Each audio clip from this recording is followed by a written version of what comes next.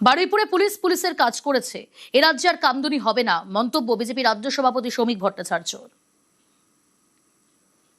পুলিশের কাজ পুলিশ করেছে। এখন তো বাবরের সরকার নেই, এখন তো তৃণমূল তৃণমূলের সরকার নেই, পশ্চিমবঙ্গ রাজ্য সরকার আছে। এ রাজ্যে কামদুনি হবে না, অপরাধীরা ছাড়া পাবে না। কামদুনিতে যেভাবে শুধুমাত্র কিছু মানুষকে সন্তুষ্ট করবার জন্য ব্লক ভোটের স্বার্থে এমন ভাবে তদন্ত প্রক্রিয়া সাজানো হলো যে জজ সাহেব শেষ পর্যন্ত তাদের বেকসুর খালাস করে দিতে বাধ্য হলেন, তো সেটা আর হবে না এ রাজ্যে। আমি তো মুখ্যমন্ত্রীকে বলছি কামদুনির ফাইল নতুন করে ওপেন করবার জন্য, কারণ সেখানে নির্যাতিতা বিচার পাননি, তার পরিবাররা বিচার পায়নি। কোনো অপরাধী যদি মনে করেন পশ্চিমবঙ্গে নির্দ্বিধায় এখন ঘোরা যাবে, যা খুশি তাই করবো, অতীতে যেভাবে চলেছে, তাহলে তাদের জায়গা হয় জেলের পিছনে, আর পালাবার চেষ্টা করলে বা আক্রমণ করার চেষ্টা করলে আকাশের ওপরে।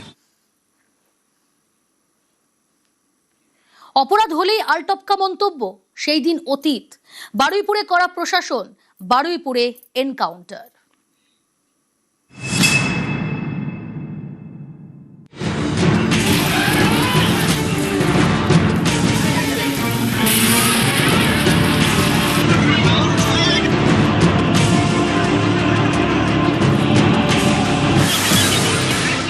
নৃশংস ঘটনা, 12 বছরের একটি মেয়ের সঙ্গে ঘৃণ্য অপরাধ। খবর প্রকাশ্যে আসা মাত্রই অ্যাকশনে সরকার, তৎপর মুখ্যমন্ত্রী, আসরে রাজ্য প্রশাসন।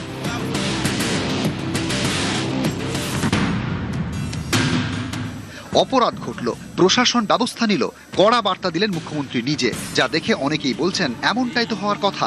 রাজ্যে কোনো অপরাধের ঘটনা ঘটলে রাজ্যের প্রশাসনিক প্রধান কড়া বার্তা দেবেন, ব্যবস্থা নেবেন, এটাই তো স্বাভাবিক।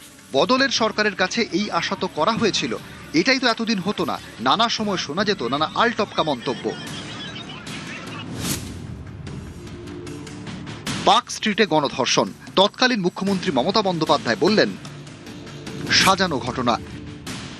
মুখ্যমন্ত্রীর মতামতের বিরুদ্ধে গিয়ে তদন্ত চালিয়ে রাজরোষের মুখে পড়েন সে সময় লালবাজারের গোয়েন্দা প্রধান দময়ন্তী সেন। 2012 সালে কাটোয়াগামী ট্রেনে এক গৃহবধূকে ধর্ষণের অভিযোগ ওঠে। এ নিয়ে তৎকালীন মুখ্যমন্ত্রী মমতা বন্দ্যোপাধ্যায় বলেছিলেন ওই মহিলার পরিবার সিপিআইএম করে। কামদুনি গণধর্ষণের পর শোনা গিয়েছিল ছোট ঘটনার তত্ত্ব। এত 10 কোটি লোক, কোথাও যদি ছোট একটা ঘটনা ঘটেও সেটাকে আমরা সমর্থন করি না, নিন্দনীয় আমি সবসময় করি। সন্দেশখালী কি করে টাকা দিয়ে সাজানো হয়েছিল। হাঁসখালী গণধর্ষণ কাণ্ডের পর মমতা বন্দ্যোপাধ্যায় মন্তব্য করেছিলেন ঘটনাটা খারাপ, কিন্তু ছেলেটার সঙ্গে অ্যাফেয়ার ছিল। দুর্গাপুরে মেডিকেল ছাত্রীকে গণধর্ষণের অভিযোগ, এক্ষেত্রে তৎকালীন মুখ্যমন্ত্রী যা বলেছিলেন তাতেও বিতর্কের ঝড় ওঠে। How they came out in the night at 12:30, and especially the girl child at night time, they should not be allowed to come out in the outside. I don't care. এসব দেখে অনেকেই প্রশ্ন তুলতেন, খোদ রাজ্যের প্রশাসনিক প্রধান যদি এমন মন্তব্য করেন তাহলে আর কি তদন্ত হবে, বিচারই বা কি করে মিলবে। আরজি কর, কসবা ল কলেজের ক্ষেত্রে তো তদন্ত ধামাচাপা দেওয়ার অভিযোগ উঠেছিল মমতা বন্দ্যোপাধ্যায়ের প্রশাসনের বিরুদ্ধে। প্রাক্তন মুখ্যমন্ত্রী যিনি ছিলেন, তিনি যদি আমার মেয়ের বিচারে এখনকার যিনি মুখ্যমন্ত্রী তার মতো তৎপর হতেন, আমি তো ন্যায় পেয়ে যেতাম, বিচার পেয়ে যেতাম। আমার তামান্নার বয়সের ওই মেয়েটা 24 ঘন্টার মধ্যে যে 3 জন গ্রেপ্তার হয়েছে, তার জন্য মুখ্যমন্ত্রীকে অসংখ্য ধন্যবাদ, অসংখ্য শুভেচ্ছা জানাই। টিএমসি সরকার থাকতো তাহলে এই 3 জন গ্রেপ্তার হতো না। বদলের বাংলায় এবার বদলে যাওয়া ছবি। এমন অপরাধ হলে মুখ্যমন্ত্রী আলটপকা মন্তব্য করেন না, কড়া বার্তা দেন, প্রশাসন ময়দানে নামে। নিউজ 18 বাংলা।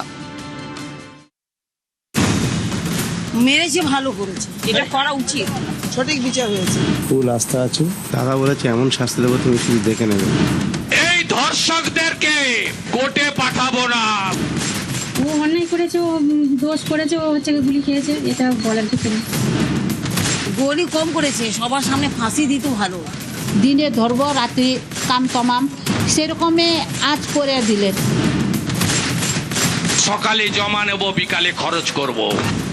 ও যা কর্ম করেছে তাতেই গেছে আমার শান্তি। আমার তামান্না চলে গেছে, যদি বিজেপি সরকার তখন থাকতো তাহলে ওই ক্রিমিনালগুলো আজ পর্যন্ত এই দুনিয়ায় থাকতো না। ফাঁসি দিলেই তো তারা বেঁচে যাচ্ছে। তাদের কম সাজা হলো তার